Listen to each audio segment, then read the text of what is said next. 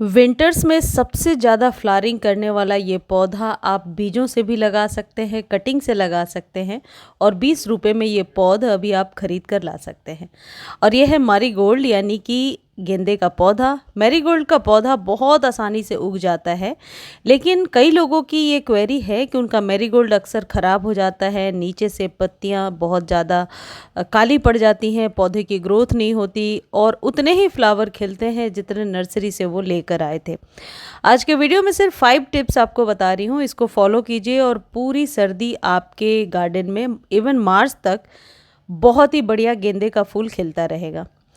सबसे पहली चीज़ ये है कि किस गेंदे के पौधे को आप नर्सरी से अभी खरीदेंगे, क्योंकि गेंदे की बहुत सारी वेराइटीज़ आती हैं, लेकिन ये जो मैं दिखा रही हूँ जाफरी वेराइटी है। तो जाफरी जो गेंदा है ये बहुत आसानी से बीजों से उगता है, लेकिन जो फ्रेंच है या और भी जो मैरीगोल्ड के जो वैरायटी है उसे कभी कभी बीजों से उगाना मुश्किल होता है। तो यदि आप बीजों से उगाने के शौकीन हैं तो फिर आप जाफरी वैरायटी खरीदिए।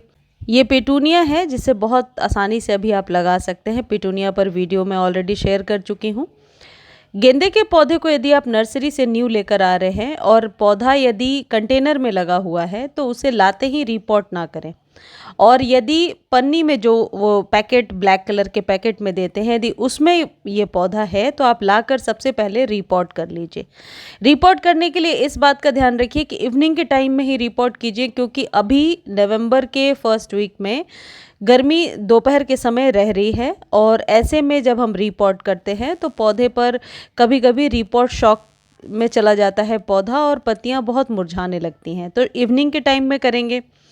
जो कंटेनर साइज़ है वो हमेशा 5 to 6 इंच ही रखिए। 4 to 6 इंच के बीच का कंटेनर सबसे आइडियल होता है गेंदे के पौधे के लिए। लेकिन पॉटिंग सॉइल बहुत मैटर करता है कि किस तरीके के पॉटिंग सॉइल में आप इसे लगाएंगे। वैसे तो गेंदे के पौधे को बहुत ज़्यादा खाद की ज़रूरत नहीं है, क्योंकि ये अपने आप में ही एक औषधीय पौधा होता है। फिर भी आप जो पॉटिंग सॉइल बना रहे हैं उसमें 50% गार्डन सॉइल ले लीजिए और उस गार्डन सॉइल में नीम खली की मात्रा 20% ज़रूर रखिए। जिनके यहाँ पत्तियाँ बहुत नीचे से काली होने लगती हैं, ये नीम खली आगे तक यानी 3-4 महीने तक आपके पौधे को बचा कर रखेगा। तो 2 चम्मच या जितनी भी मात्रा आपको चाहिए वो ले लीजिए और बाकी फंजीसाइड ज़रूर मिलाइए। फंजीसाइड जो होता है किसी भी तरीके का ले सकते हैं।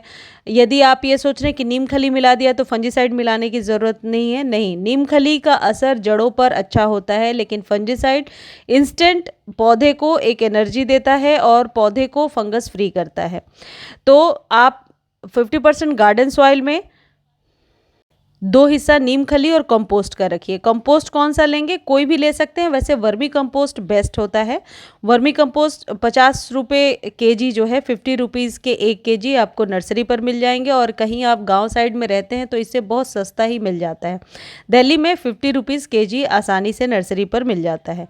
वर्मी कंपोस्ट आपके गेंदे के पौधे को स्वस्थ बनाने में और फंगस फ्री रखने में भी हेल्प करता है। इतनी अच्छी सी भुरभुरी सी आप पॉटिंग सॉइल बना करके लगा दीजिए। इसमें आप सैंड यदि आप यूज़ करते हैं तो रिवर सैंड भी मिला सकते हैं, कुछ एक आध मुट्ठी मिला दीजिए, जिससे कि मिट्टी सख्त ना हो और मिट्टी भुरभुरी बनी रहे। दूसरी टिप ये है कि जो देखिए, जो मैं कटिंग करके आपको दिखा रही हूँ इसे डेड हेडिंग कहते हैं। मान लीजिए कोई फ्लावर खिल चुका है और वो आपके इसी ब्रांच में लगा हुआ है, क्योंकि अपने आप इसके फूल नहीं गिरते हैं, तो इसे 2 इंच नीचे से आप कट करेंगे, सिर्फ ऊपर से नहीं हटाएंगे, 2 इंच नीचे से कट करेंगे, जिससे कि पौधा आपका फंगस से बचा रहेगा और नई स्टेम लेने में और पौधे को घना बनाने में, बुशी बनाने में आपको हेल्प मिलेगा। तो ये काम आप डेड हेडिंग ज़रूर किया करें। अब जो फ्लावर आपको मिल गए हैं उनका क्या करेंगे, उन्हें आप खोल करके सुखा लीजिए। तो आपको पता ही होगा कि इन्हीं फ्लावर्स के अंदर बीज होते हैं, ये जो फूल हैं यही बीज की तरह भी काम करते हैं गेंदे के लिए।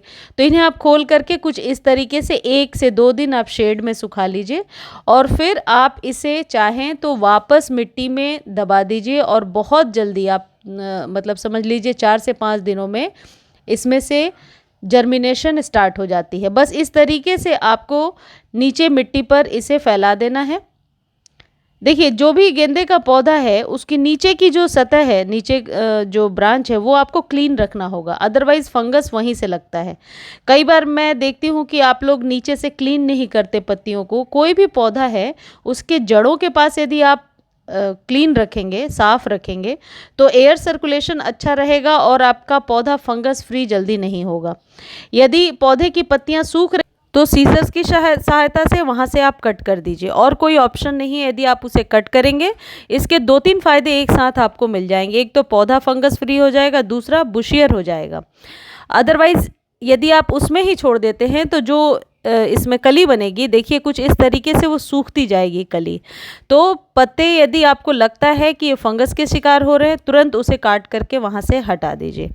पौधे को कम से कम 3-4 घंटे के धूप में आप रखिए। देखिए नर्सरी में आजकल बहुत ही ज़्यादा इस तरीके से फ्रेंच मैरीगोल्ड या फिर जाफरी वैरायटी मिल रही है, जो अभी आप खरीद सकते हैं। पानी देना गेंदे को एक बहुत बड़ा चैलेंज होता है। जब भी आप पानी यदि नहला कर देते हैं तो पौधा ज़रूर फंगस का शिकार हो जाता है। तो हम जैसे अपने सभी पौधों को वाटरिंग करते हैं, वैसे गेंदे को वाटरिंग नहीं करना है, डायरेक्ट जड़ों में पानी डालना है। नहलाते हुए पानी नहीं देना है, नहीं तो उस पौधे पर फंगस लग जाता है। पानी डेली दीजिए, लेकिन मिट्टी वेल ड्रेन हो, इस बात का आप ध्यान रखें। खाद कब कब देना है, यदि इस सीज़न में ही आपने पौधा लगाया है और इसी खाद को दिया है तो